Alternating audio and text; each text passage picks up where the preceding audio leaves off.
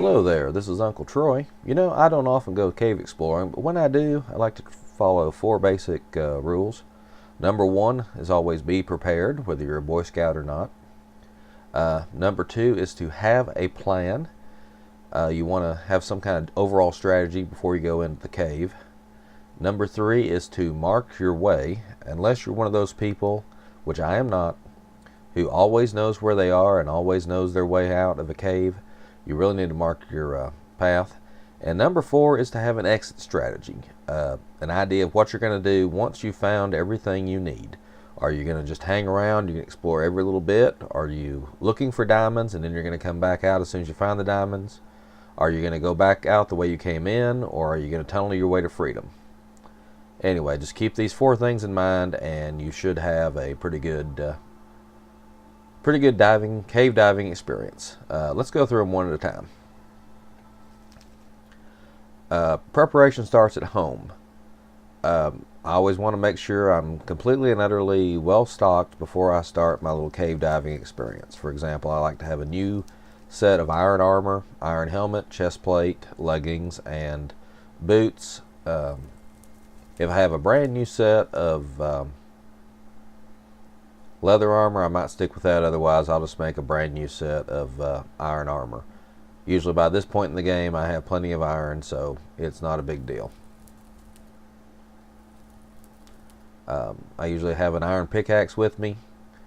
You can dig up just about everything with iron pickaxe. If you have a long cave exploration, you might need a second pickaxe. I usually have a diamond pickaxe. I don't like to use them for everyday things, but having one as a backup really helps if you ever get stuck in obsidian. Diamond shovel is nice. This one's about wore out, so I'm not worried if I ruin it during the expedition. A diamond sword can kill any evil mobs in 2 hits, so they're good. You'll want to take a bow and at least 2 stacks of arrows if you're going to be down quite a while. Arrows can go fast if you get a monster spawner or just a really bad section of cave with lots of bad things. I like to take 2 water buckets. Every time I take 1 water bucket, I'll end up putting water in the wrong place, inside a lava block or something, and it'll disappear or glitch out. Even though you're going to be digging up plenty of gravel, dirt, and cobblestone, you might want to take some with you in case you find some deep holes in the early part of the cave. That way you can build your way up or down. Take plenty of torches. I also like to take plenty of wood and extra coal so I can make my own torches as I go.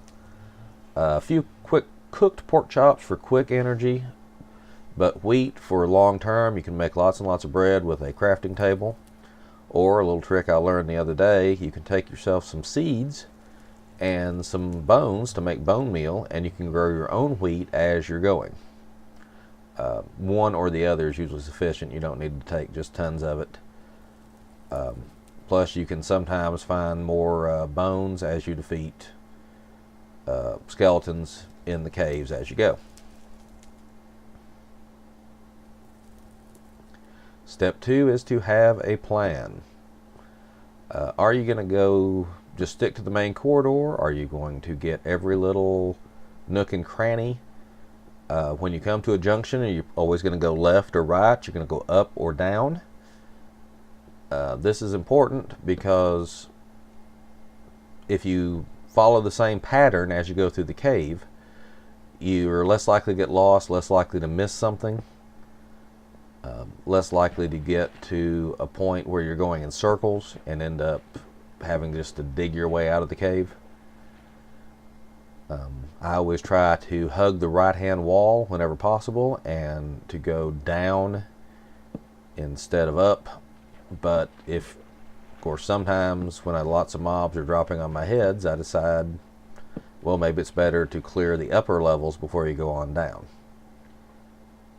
Also have to decide, are you going to dig out all the resources as you find them, or are you going to save those for the trip back up? If you follow the same pattern all the time, you're not going to get turned around as badly, you're not going to get lost, or as I said before, you're not going to miss huge sections of the cave. Tip 3 is to mark your way. What I like to do is put torches on the walls of the right side of the cave and on the ground of the left side of the cave if I need more illumination. That way, when I want to come out, all I have to do is just keep the torches on my left, knowing that I put them on the right on the way down. You can't really get lost if you do this, unless you come into the middle of a large system of caves that goes in circles or something like that, in which case you might want to mark your way back toward the top by something that's not going to be seen naturally in the cave, like cobblestone. So if I come across a little pillar like this, then I know that the way that torch is pointing is the way back to the surface. Sometimes also carry redstone torches just for that purpose.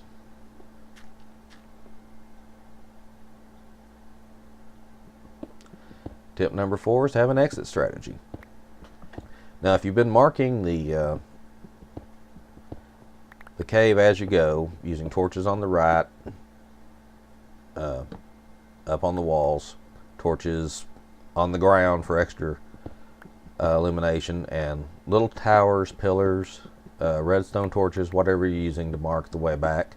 If you have plenty of wood, make signs to the surface, to the monster spawner, whatever. Then you won't get lost, and you can find your way back to the very top of the cave where you came in. Or you can do like I'm doing here and just dig your way to the surface. If you brought a compass with you, then you know your way back to spawn.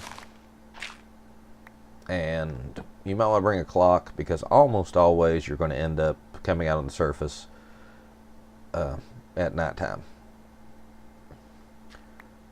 But once you're up, then you know which way to surface, or which way back to spawn. You can find your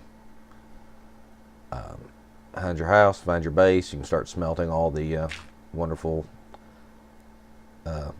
metal and whatnot you found. But if you're smart, you won't try to do it during the dark, because the last thing you want to do is find a stack of iron, a dozen diamonds, and then end up losing them all on your way home. Anyway, those are my 4 little tips for proper spelunking. I don't do it very often because I like just to dig down and find things and then build things. Take a moment here to give thanks to subscriber number 2, Skyhawk205. Thank you, Josh. I appreciate it. Thanks to you, I can now say things like all my subscribers and my subscribers said, and I have to put out a new video for my subscribers. And it was good to have a new subscriber there when I was feeling kind of disappointed at the turnout. So I appreciate it, man. Anyway, this is Uncle Troy signing off.